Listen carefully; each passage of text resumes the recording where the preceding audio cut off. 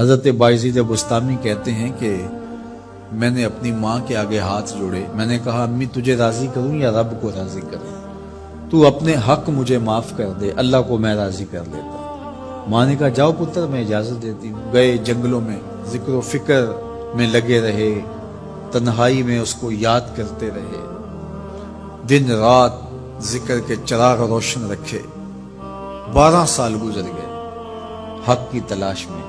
ایک دن واپس بستام کے قریب سے گزر رہے تھے، خیال آیا چلتے چلتے ماں کو سلام کر جاؤں۔ دروازے کو دستک دینے لگے تو اس خیال نے ہاتھ روک لیا کہ ساری زندگی ماں کو سکھ تو دیا کوئی نہیں، اب دکھ بھی کیوں دینے لگے؟ رات کا ایک پہر بیت گیا ہے، سردیوں کی لمبی رات ہے، ماں بستر میں لیٹی ہوگی، تیرے لیے اٹھے گی، دروازہ کھولے گی۔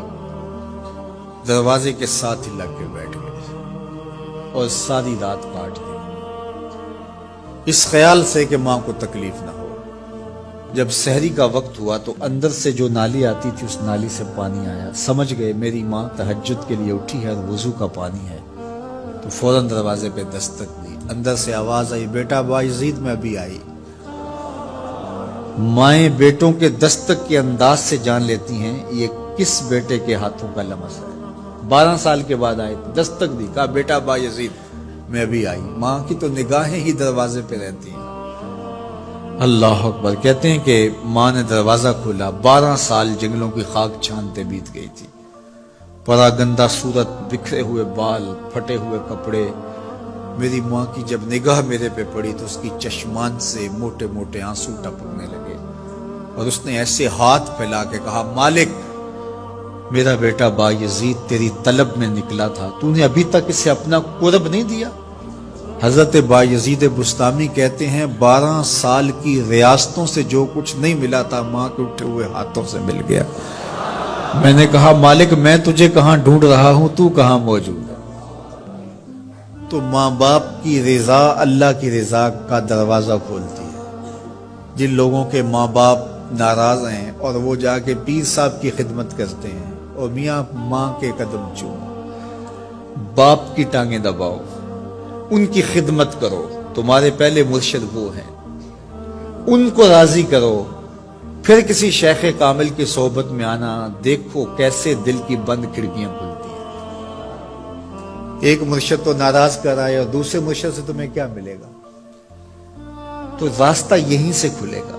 والدین کو کبھی ناراض نہ کرو، والدین کو کبھی دکھ نہ دو، والدین کو کبھی تکلیف نہ پہنچاؤ، اور والدین کو بھی چاہیے کہ اپنی اولاد کو اپنا نافرمان نہ بنائے۔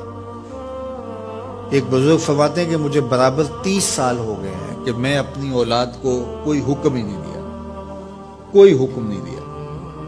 کوئی چیز مجھے چاہیے بھی ہوتی ہے تو میں بصیغہ امر نہیں کہتا، بلکہ ایسے ہی بات کرتا ہوں۔ پانی چاہیے تو یہ نہیں کہتا بیٹا پانی لے کر آؤ، میں ویسے کہتا ہوں پیاس لگی ہوئی ہے، تو اگر وہ سمجھ جائے اور وہ خود لے آئے تو اچھی بات ہے، لیکن اگر وہ نہ لائے تو میں نے اس کو حکم ہی نہیں دیا، امر ہی نہیں کیا، تو اس امر کی مخالفت ہی لازم نہیں آئے گی۔ تو کہا 30 سال برابر گزر گئے ہیں، میں نے اپنی اولاد کو حکم نہیں دیا کہ کہیں وہ میری نافرمان نہ ہو جائے، کیونکہ اگر وہ نافرمان ہو گئی پلے کچھ نہیں رہے گا۔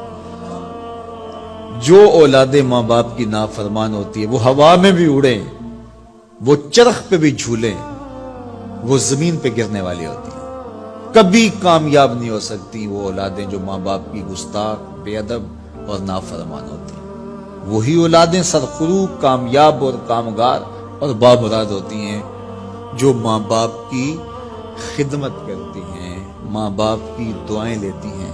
وہ ایک بچہ ماں باپ کے پاؤں دبا رہا تھا، تو ایک بچہ ایک بر اعظم میں، دوسرے بر اعظم میں، تیسرے بر اعظم میں بڑے بڑے کاروبار کر رہا تھا۔ تو کوئی اس کا دوست ملنے آیا، اس نے کہا کہ اس نکمے کو بھی کہیں بھیج دو، فلاں جو ہے وہ یورپ میں ہے، فلاں امریکہ میں ہے، وہاں اتنی بڑی کمپنی اس نے کھولی ہوئی ہے، اس نکمے کو یہاں بٹھایا، اس کو بھیج دو، یہ تو نکمہ کسی کام کا نہیں۔ کہا یہ نکمہ ہی تو میرے کام آ رہا ہے، کہ نکمہ ہی تو میرے کام آ رہا ہے۔ تو اولاد خوش نصیب ہے کہ اپنے ماں باپ کی خدمت کرے اور ان کے ساتھ حسن سلوک کرے۔